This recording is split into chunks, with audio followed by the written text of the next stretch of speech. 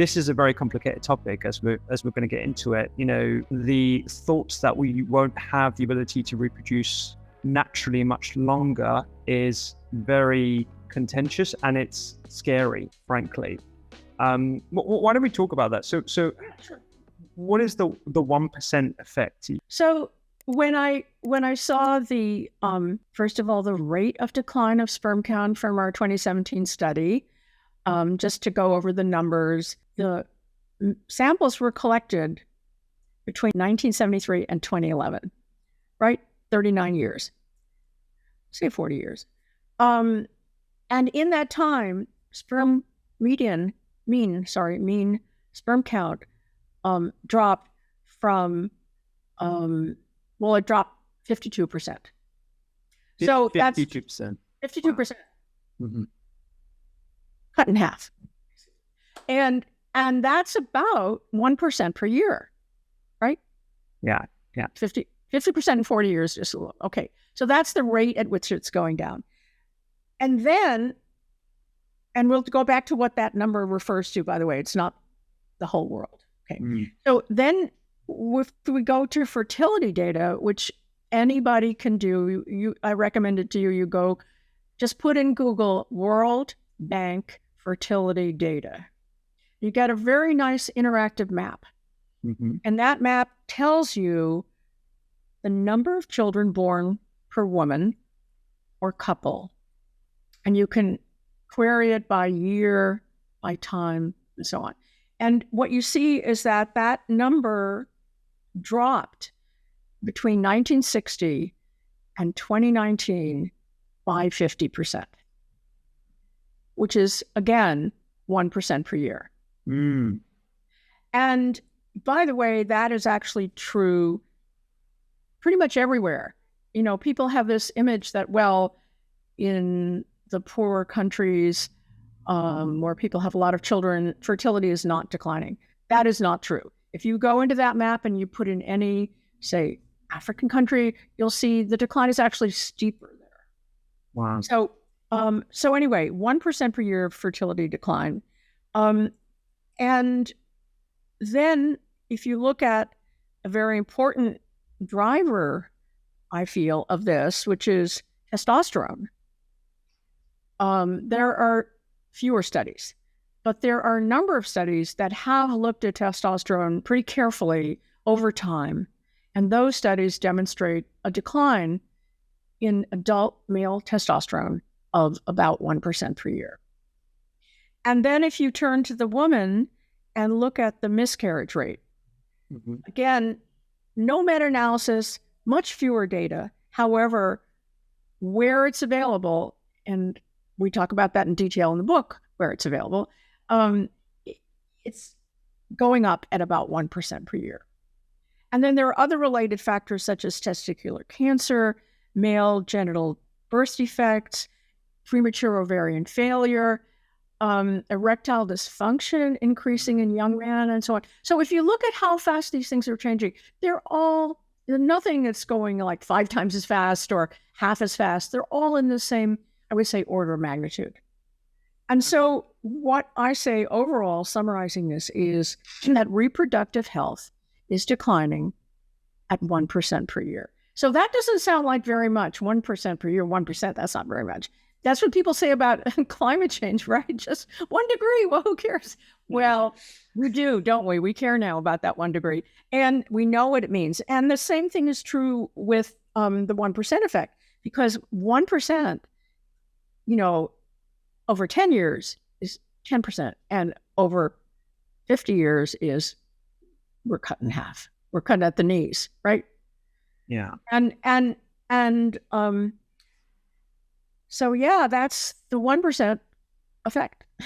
Wow. Okay. So 1% a year. So just to clarify, when it comes to the prevalence of miscarriages, that's increasing as well over the same time period by about 1% a year. Okay. Yes. Wow. All right. So by the time, I qualified as a doctor over 12 years ago. I went to medical school over 15 years ago. So in that time period, miscarriages have increased by 1% per year over that time period. So when I started, the prevalence of miscarriage would have been much lower considerably lower than what it is today, where I can see. Now, Ruby, there's a qualifier here for miscarriage. As you know, as a clinician, miscarriage is a little bit of a tricky endpoint, right? What is a miscarriage, So do you require that the woman had a clinically diagnosed pregnancy that she then lost? That number will be lower than if you have self-reported miscarriage, or you have women coming in saying, I had a late bleed and I think I had a miscarriage. And it's much less than the really best studies, one of which I did, which is you get urine every day, you test it for HCG, HCG goes up, the woman's pregnant, HCG goes down, she's had a loss. Okay, are you familiar with those studies? Yeah. I know I haven't looked at those studies myself, but I know about that. So it's called early pregnancy loss, non-clinical loss, subclinical loss. And those occur much, much more frequently, like 30, 35% of all pregnancies end without a woman knowing about it. Yeah. Okay. So it makes it really tricky when you look at these trends. It's not like sperm count where you have measured levels by methods that remain constant. Miscarriage is much trickier, right? Yeah, that is tricky. And so I'm just pointing out that the quality of the data, testosterone levels, pretty stable. Pretty easy to measure in a stable way, methods remaining stable. So you can say these have gone up. So whenever we talk about trends, we have to talk about how are we determining that and in whom, right? Yeah. So who's come and report?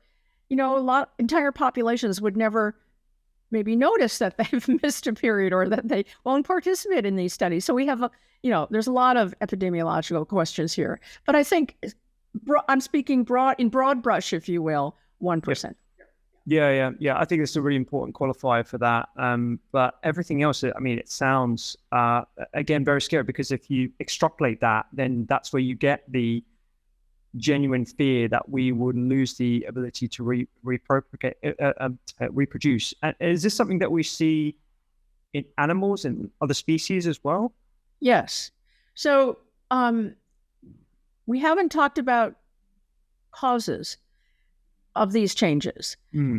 But let me just fast forward and say it is the opinion of me and others working in the field that we are exposed to chemicals that are playing a large role in this, and non-human species are exposed to these same chemicals because they're in the environment.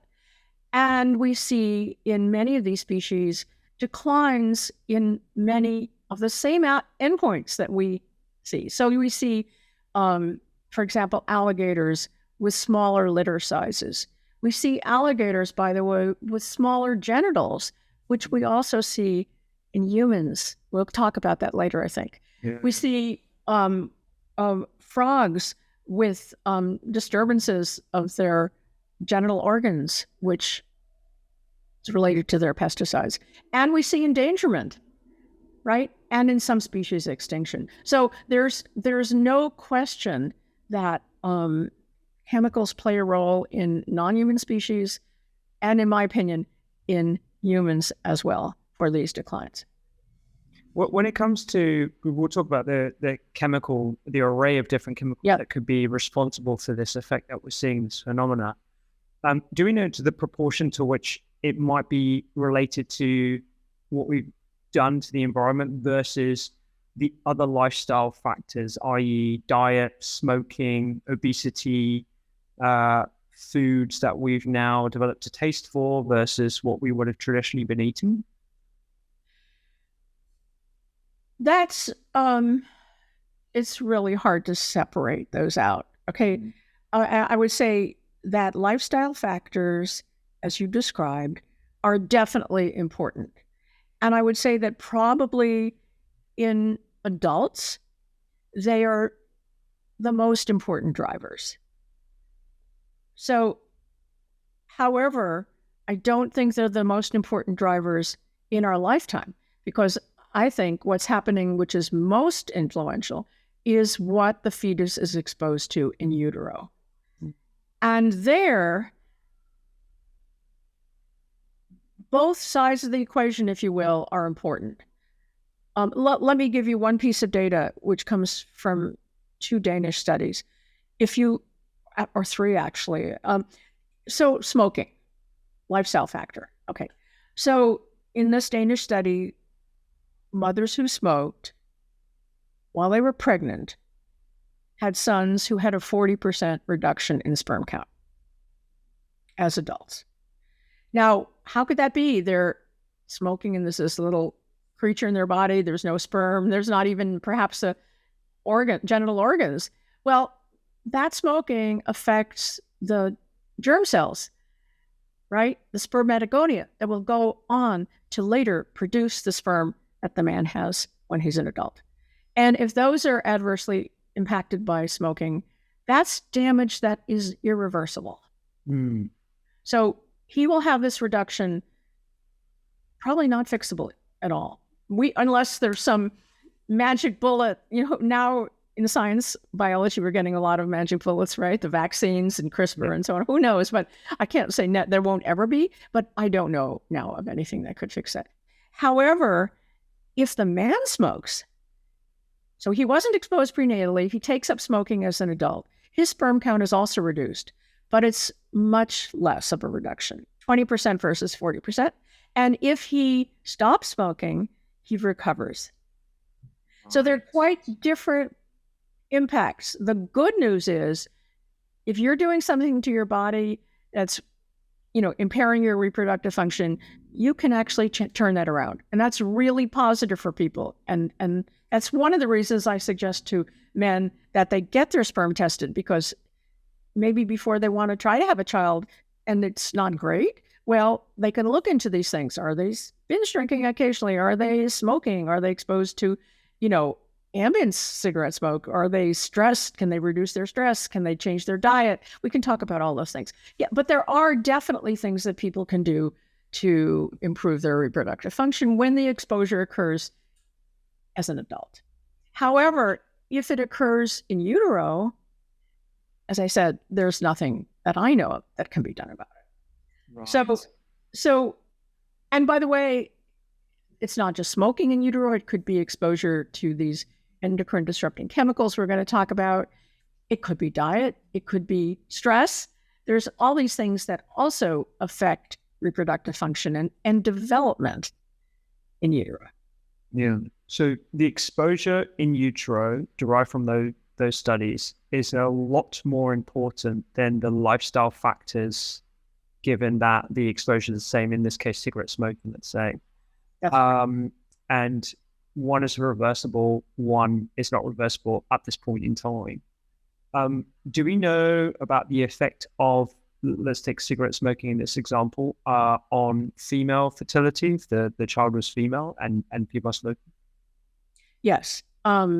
So we know that smoking affects risk of miscarriage. It affects the risk of becoming pregnant, time to pregnancy. It affects probably, although I don't have those data in my head right now, probably the success of an ART procedure. That's another thing we haven't talked about, but all of these chemicals affect success of artificial reproductive technology. So in vitro, ICSI, and there's a really elegant study which has been going on for quite a while at Harvard. It's called the Earth Study. And in that study, they, and you might want to talk to the person who runs that. His name is Russ Hauser. He's a clinician. Yeah. And what they do is they measure the body burden of the man and the woman at the time they come in for assisted reproduction. And then they link the exposure that they measure in the urine and blood to the success of the procedure. And they published quite a bit on this, showing that what you have in your body. So another sort of take home here is that if a couple is going to go through these procedures, it really would behoove them to get tested, to find out what their body burdens are, to talk to people about how to lessen those, right? To get counseling on that, and then improve their chances of succeeding. This is expensive and very expensive and difficult and painful sometimes procedure that people, want to maximize their chances. So, that's a really good take-home message there. Yeah. So there's a lot of intervention points. One I haven't talked about is that the father. So the father, but your listeners might not know or remember that his sperm are being produced all the time. And it takes about 70 days to produce a sperm. So in that 70 days, that's prior to ejaculation, right? The man is smoking, that's going to affect that sperm. Mm-hmm. The man is binge drinking, the man is exposed to phthalates, the man is exposed to BPA, whatever. He is adversely affecting that sperm, and that sperm will have an effect on the fetus. Now, I told you about the mother smoking during pregnancy and the son's sperm count. It's also true that if the man smokes in that window, his son has a 40% lower sperm count. So it's comparable to the effect. Right. Yeah. Okay. So, there's a lot of care that has to be taken, and a lot of couples, they're not sure when they're going to conceive. 50% of pregnancies are unplanned.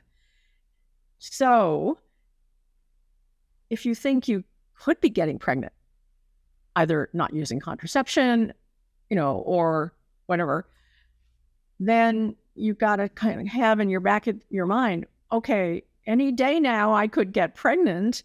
And what I'm doing right now in terms of my lifestyle and in terms of chemicals I'm letting in my body could affect my fetus. And by the way, that fetus's offspring. So, right. Okay. Yeah. Right. Because, for example, you're carrying a boy. That boy has inside him those germ cells that will produce the next generation sperm. They are also being exposed. Yeah. So, that's why the book is dedicated to our children and grandchildren. Maybe we should have said great grandchildren. Also, haven't yet. Because Pat Hunt has shown the University of Washington, wonderful study in animals, what she did. This is what she did. Elegant study. Take a rat. I think she used mice. Take a mouse, expose it to an estrogenic compound. Then that rat's or mouse's offspring is again exposed to the estrogenic compound and the grandchild. And she sees a cumulative effect. It just gets worse and reproductive function declines. And that, I think, is what's happening to us. That's why sperm count continues to drop. That's why it doesn't reset each generation. Yeah, I think, the theme certainly that I got, the impression I got from the first part of the book was about how this is an equal responsibility. And I think historically it's been the onus has been on the female partner to sort out fertility issues. And just to underscore, that 70-day period for men in particular, but also their lifestyle factors up to that point, certainly have an effect on fertility. We've talked about that on a previous podcast episode with a good friend of mine, actually, about optimizing fertility using lifestyle to that point. I think we should probably define what we mean by endocrine disrupting chemicals, because we referred to them quite a few times at this point. But what is the definition of? Yeah. So an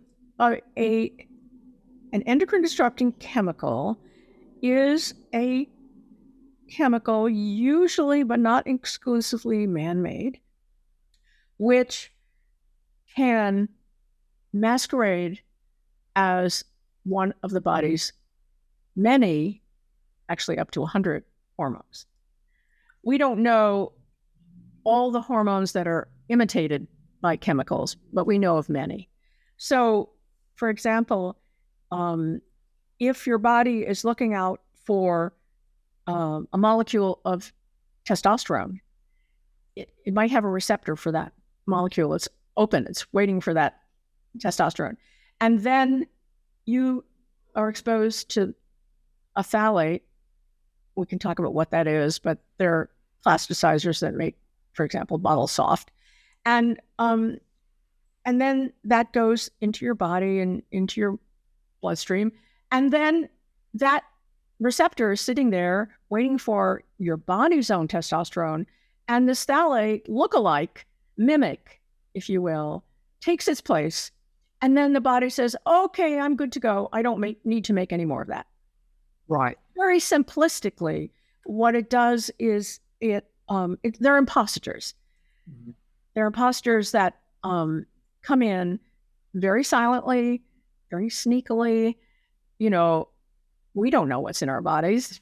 And I can tell you, if we measured our urine right now, you and I both would have many, many hormones, mimics in our body. So, yeah, I mean, you're in New York at the moment. I'm in the center of London, so it's highly likely. Right. But they've also been found in the Arctic Circle, in the bodies of animals, and they've also been found very deep in the ocean, even to the bottom of the Marianas Trench. So there is nowhere on Earth that they don't go. I'll just tell you that. Nowhere on Earth that they don't go. Wow. Okay. So anyway, so these are, one way to think about them is hormone mimics. I think that's a simple way to think about them. The name is kind of complicated. Endocrine disrupting chemicals. Endocrine means hormone, the endocrine system, endocrinology, and so on. So most people don't think about their endocrine system, but they might think about their hormones. Certainly, many think about their testosterone, and women think about their hormones of pregnancy, of a menstrual cycle. So I think people are familiar with hormones. And one really simple way to think about endocrine disruption is to think about the oral contraceptive. It's not an environmental chemical unless it's dumped into the water, by the way. So it is through our urine. But these are things we take specifically to disrupt our hormones. That's why we take them, right? Mm. So, the sort of proof that we use these, we know these, but what we didn't know for a long time, what really not, I think, clearly until about 2000, a little earlier. I think Our Stolen Future, which is an excellent book that I recommend to you and your listeners, told a lot. The start of the story, the history of the story, and then about 2000, we started measuring them in everybody's bodies, and being able to quantify it and do these studies. So so they're everywhere, and they come in many forms, and those have to do with the function of the chemical, how it's used, what it does, in terms of its use to society, if you will. It's nice to have a hard water bottle, right? You need BPA for that, or BPF or BPS. It's nice to have soft, flexible tubing, for example. In the hospital, it's used all over the hospital. Yeah. Patients are all the time getting phthalates through these tubing, by the way, just including newborn babies. Yes, it's nice to have it. They have a function, and they also convey harm. So we have to balance. They have to balance the pluses and minuses. I'll give you a good example of that. So I said they're in the hospital. They're in tubing. They're in IV tubing. They're in dialysis tubing. They're in NICU tubing, and so on. All right. So hospitals have started to take them out, which is great. Remove phthalates from your hospital tubing. It's a fantastic, important campaign. However, it turns out that blood bags can't take out phthalates. And you know why? Why is that? It prolongs the life and it prevents coagulation.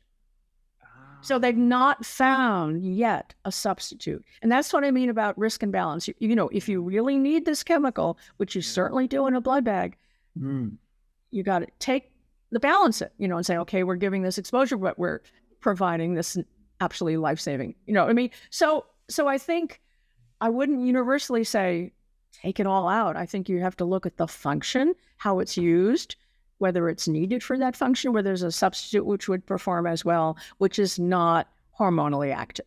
And that's the work we have cut out for us now. You mentioned a term called body burden at the start, and I'm guessing that's referring to the concentration of chemicals that we can measure in the urine, let's say. And I'm guessing that your body burden only gets to a critical level when you're having multiple exposure of all these different chemicals from various parts. So we're skipping forward a little bit, but I'm assuming there's a way to reduce that body burden with some pragmatic decisions to make that you can do at an individual level as well as a, Absolutely. And by the way, you can measure those things in your urine if they're water soluble. Right. Okay. You can measure them in your serum if they're fat soluble, or in your fat if they're persistent. That's much harder to get a fat sample than a urine sample, right? So looking at levels in fat is pretty tricky, but you can pretty easily get serum and you can very easily get urine. So yeah, in terms of reducing your body burdens, I recommend to you a book called Slow Death by Rubber Duck. It sounds uplifting.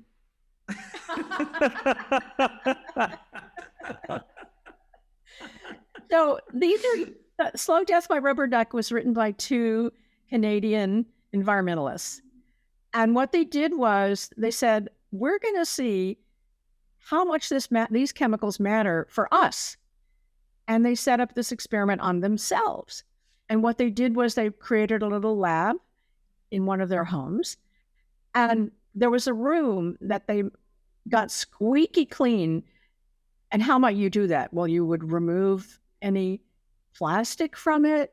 You would remove certainly no air fresheners, which convey phthalate exposure. You want to have nothing covering the furniture or the floor that could have flame retardants in it, and so on and so forth. So they cleaned up their environment, and then they cleaned up what they took in their bodies.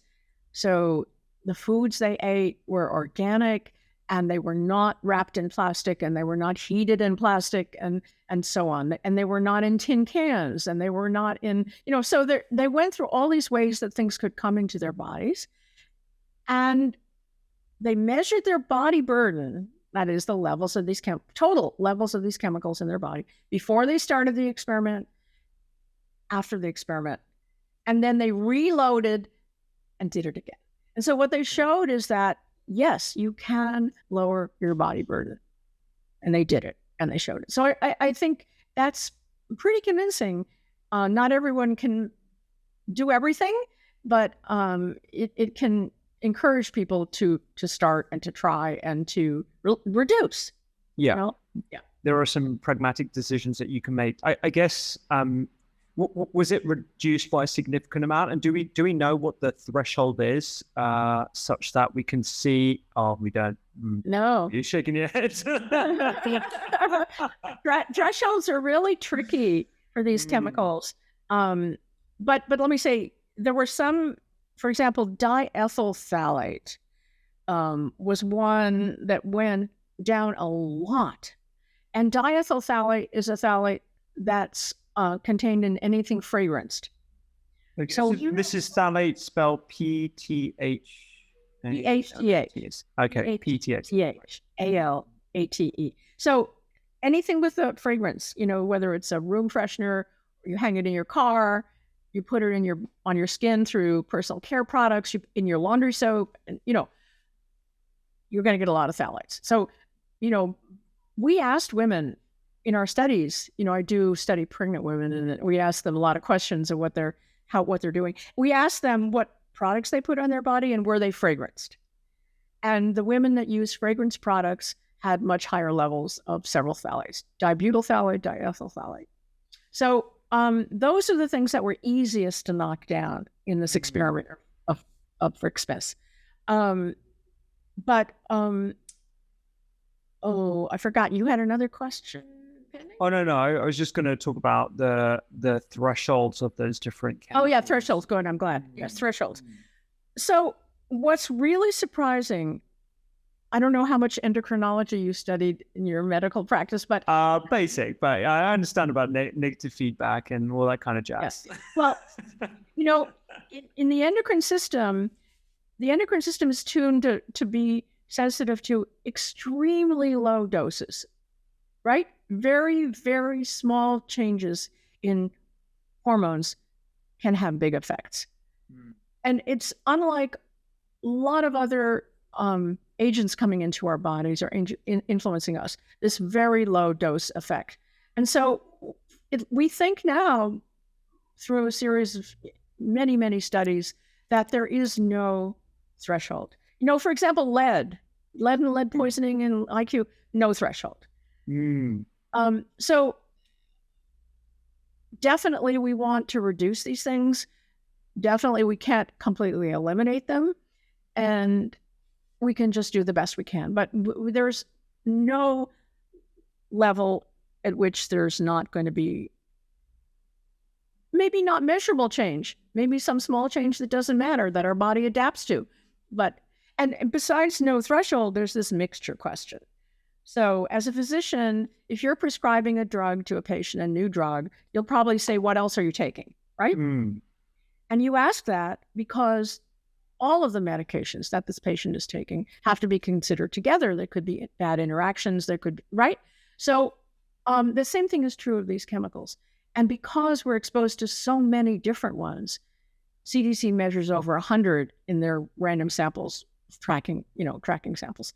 And they're mostly in everybody. So right now, you've probably got 100 endocrine disrupting chemicals in your body. Just, at some level, maybe not doing any harm, maybe doing harm. So if you just study one of them at a time, you're not getting the full impact, just like you wouldn't for a medication.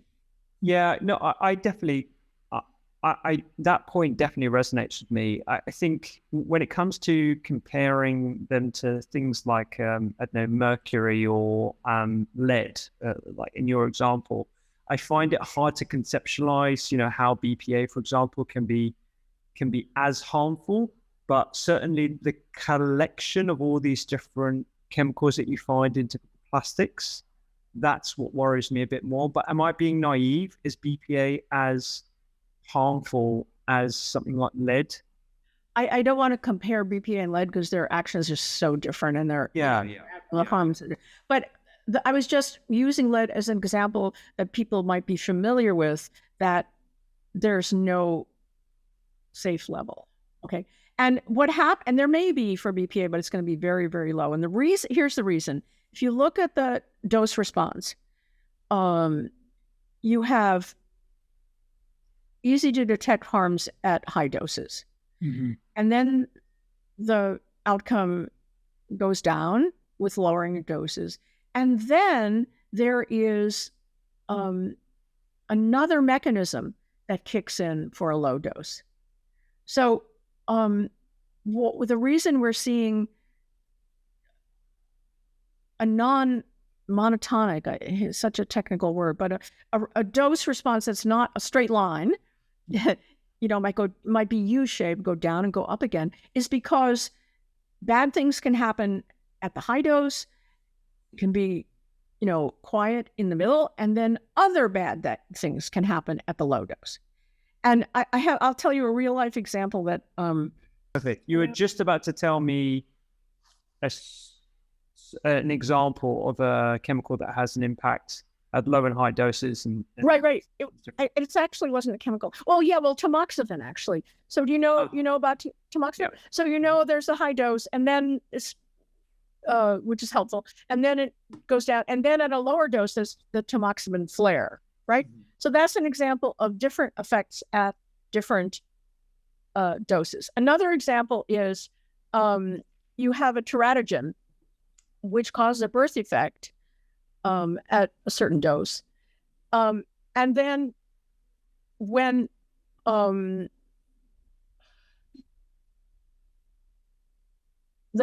so it's causing birth defects. And then when the dose is high enough, it causes miscarriage, right? Mm. And so you no longer see birth defects. You would say, high doses do not predict a birth effect. And yet it's because it's a different action. So it's just to sort of convince you that different exposure ranges can have different effects. And that can produce this non-monotonic response. And it can also lead to very low doses having different kinds of adverse effects than the high doses. So when I say there's no threshold, it may be that the original harm from the high doses that you're worrying about is not going to occur at the low doses, but something else bad could. Yeah, I agree. And I'm certainly of the opinion, as I'm sure you are as well, where we should treat particularly manufactured chemicals as guilty until proven otherwise. It's like the pragmatic decision to make. Considering BPA as an example, which is now universally banned, I think, in a lot of EU countries, and it took a number of years before that was fashioned out. But what I hear and what I see on packaging is BPA free, but they're just putting a different version, which might be as harmful, if not more, in those products. So, I mean, first of all, what do we need BPA for? Is it something that changes the characteristic of a plastic? Yes, it makes it hard. It gives it, like for a tin can, it will give you this hard coating on the lining of the can. It gives you a coating on paper that allows you to print on it. So you have these cash register receipts, right? It gives you coatings on your teeth. It used to be used for treatment of teeth. So it's a hard coating. And, a different, I'm glad you mentioned the substitution. And I think that's, for BPA, it's also true for the phthalates, by the way. So we saw that phthalate, the levels of diethyl hexylphthalate, big mouthful. It's a big chemical, by the way. It has a lot of, molecules in it. Large chemical, and is probably one of the most anti-androgenic of the phthalates. So it's strong, worst actor in the story that I've studied a lot. And so we saw that between the cohort we recruited in 2000 and the cohort we recruited in 2010, there was a 50% drop in this phthalate in the women's bodies. So that was fabulous, right? And then we later found out that other phthalates, which we were not measuring yet because they were so recent, like diisononyl phthalate and other ones, were then substituted and they cause the same harms.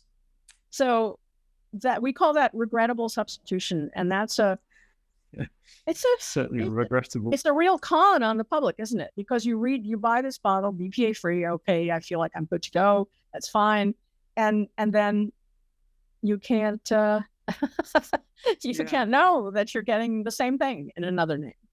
Yeah. I mean, I'm trying to fashion like what the listener's thinking. It was like, okay, all right, I can't get fragrances. I can't buy stuff in plastic. I certainly can't heat anything in plastic. Right. I can't buy my tin cans. I can't. There's so many elements. I mean, for the biggest win, let's say, in terms of reducing your body burden, what are the key things you suggest that we should immediately do right now to have the biggest impact, basically?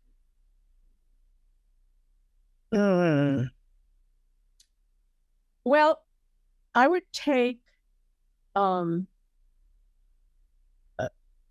little time, wouldn't take too much, to walk through your kitchen and just get rid of plastics to the extent you can. They're not equally bad, so you might want to think about the fact that there's recycling codes in the bottom of the bottle, and you want to avoid 3, 6, and 7.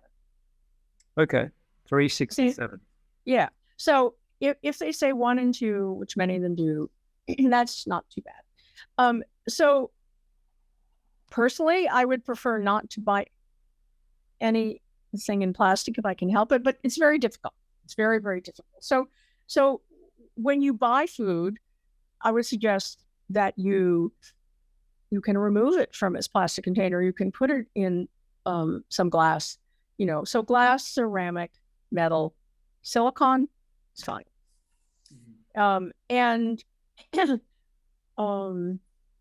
So that's kind of an audit. You could do an audit of your kitchen space. Then the other thing you want to look for in your kitchen is nonstick. So nonstick, Teflon implements, pans. Cast iron is really easy and cheap, by the way, much cheaper than Teflon lined cooking utensils. It's heavy, it heats well, it doesn't have any toxic effects that we know about. So, I would get rid of Teflon. in any of your cooking products. So the kitchen is a really big place. The bathroom is a big place too. So, like I said, fragrance, try to avoid fragrance. You can go to a couple of websites. You can go to Silent Spring. You can go to Environmental Working Group. There may be some in England that I don't know about, where you can put the name of your product in, and it will tell you how it ranks, or, you know, in the toxicity scale, and try to not use the worst ranked products. So phthalates, you know, I told you they make plastic soft. They also hold the scent and the color. So, and they increase absorption. So they're put into creams because it helps it go into your body, and they're put into cosmetics because it holds the color, and it's put into fragrances because it holds the scent. So if you look at the function of these things, then you can see where they're used. That's hard for an ordinary person. And by the way, these things I'm suggesting are, you know, not everybody can afford them, right? And so there really is a environmental justice question here about, you know, who can really shop their way out of this, or who is less exposed, you know, depending on where they live and the quality of their air and so on. So those are some simple things, but I'm going to have to put a plug in for my book, Countdown, because in Countdown, we go to two chapters, we talk about things people can do. So that would be, you know, one way. If you want to really, you know, become more expert on this, you can read the book. It's an easy read, and it's not expensive, and can get it on paperback. Paperback coming in February, but now you can get sure. You know, I love those sections. I think they're really, really useful for people. And I think the whole sort of premise of you talking about this quite openly, because I'm sure you received a lot of criticism and skepticism from your colleagues throughout this whole journey. Maybe not right now, but certainly throughout this whole process, right? Yes. I mean, not really from my colleagues so much as from spokespeople for chemical companies. Yeah.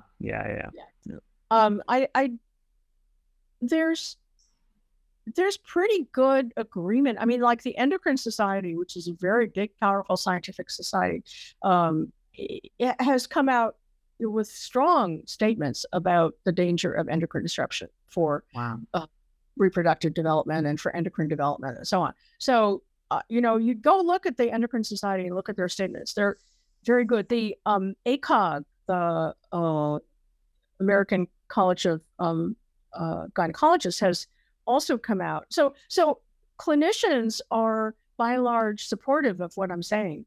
One problem is that it hasn't made down to the test, right? So because these questions are not on the test, licensing, right, then it's not taught. And as you know from going through medical school, you know that you study what's going to be on the test, right? And so what's taught and what people study is very directed to that. And so our work, and you can help if you want to do that, is to think about how to get this information taught to medical students and to residents, because I'm convinced that that's the way people are going to change. If their doctor says, let's take a minute and let me ask you a few questions. Right now, there's no environmental questioning. You don't ask people what they're exposed to. You might ask about lead paint, maybe.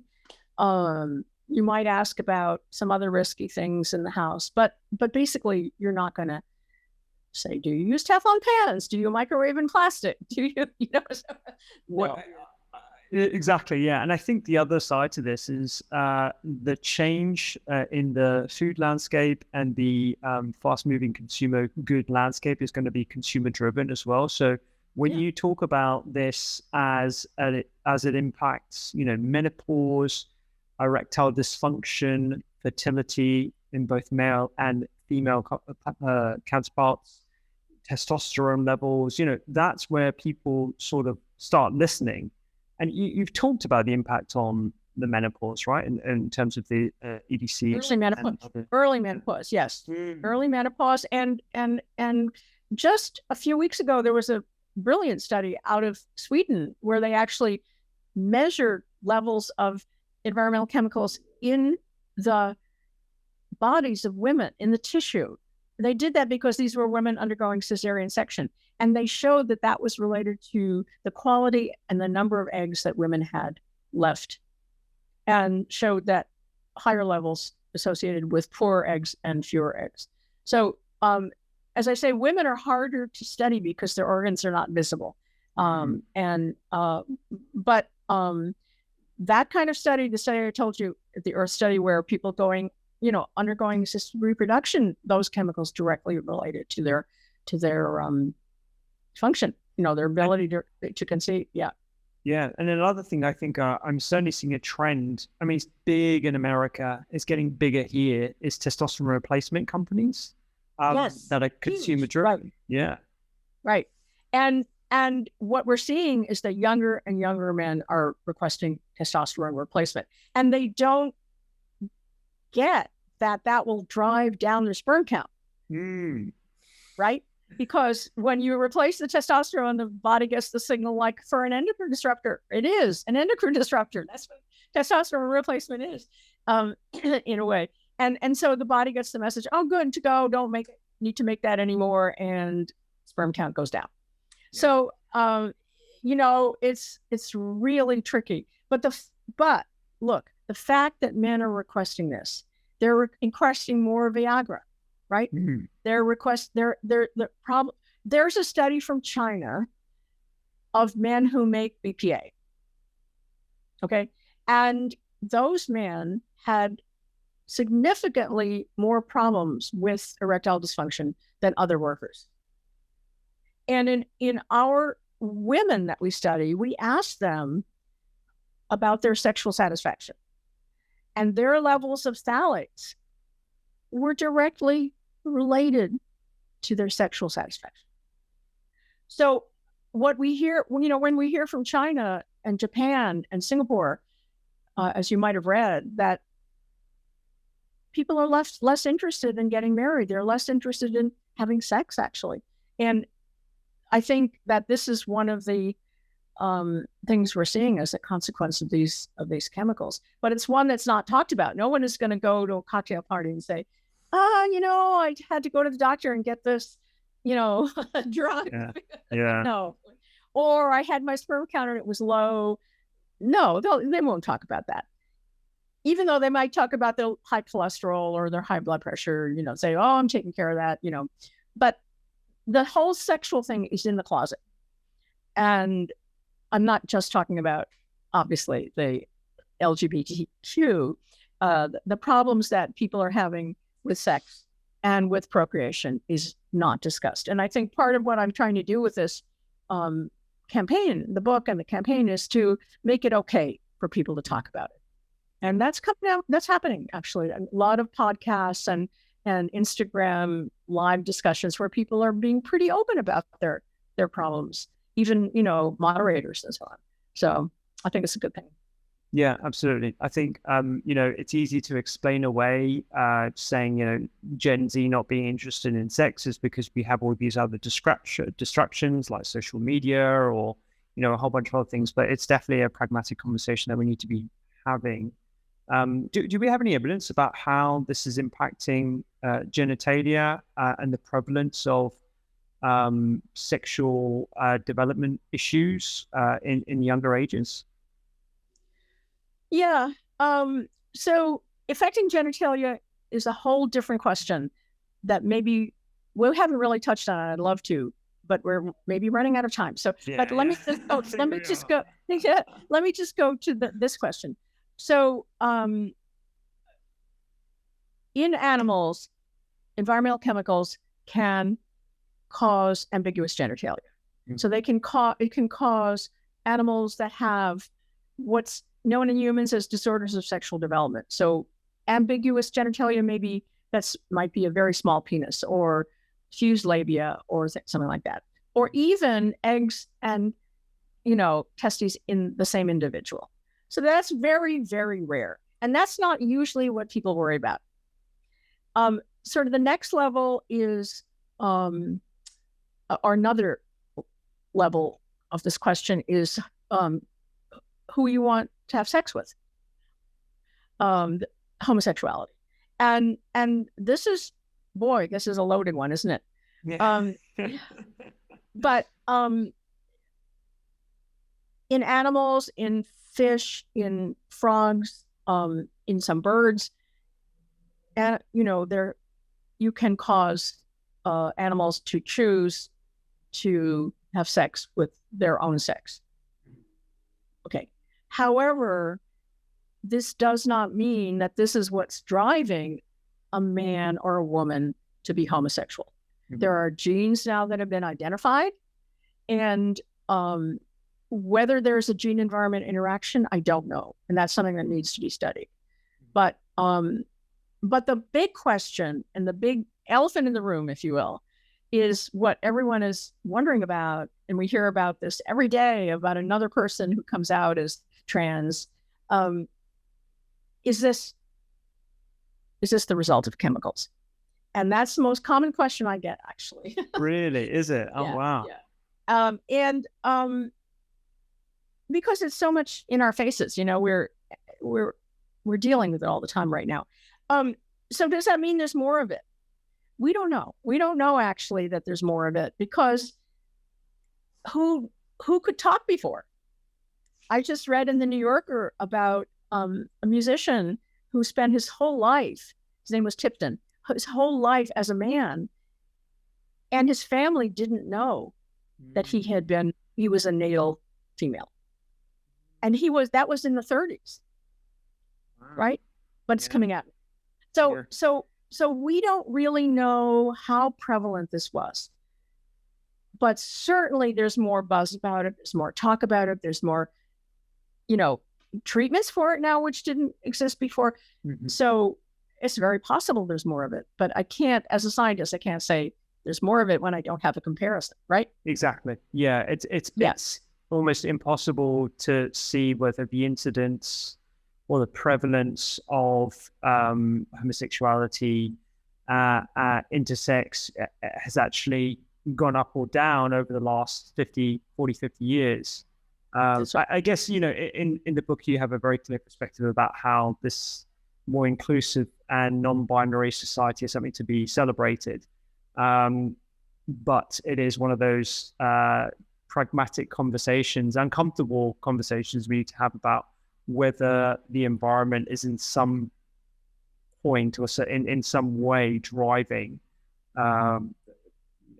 what appears to be an increased number of so the way we answer questions like that, is there more X in the population due to Y, right? So that's what we're really asking. Is X, say gender blurring, let's just call it that, increased because of Y chemicals in the environment? Okay, so if we wanted to answer that, I know how to answer that, but not in practice, because to do that, because this phenomenon of gender blurring is relatively rare, actually extremely rare on a population basis. We don't know the percent, but it's going to be in the fraction of a percent probably. The size of the population you have to study is enormous, right? So if you're studying the prevalence of miscarriage, that's easy, right? 12% clinical, 33% subclinical, big numbers. You don't need huge studies, but you have something that this rare, you're going to have a huge study. And then if you think that prenatal environment matters, which is what I think, because that's what drives reproductive development, then you have to have urine from all these thousands of women, right? And you have to have it stored, and then you have to find the offspring, and they have to talk to you, and they have to talk to you about their gender choice. Think about how hard that study is.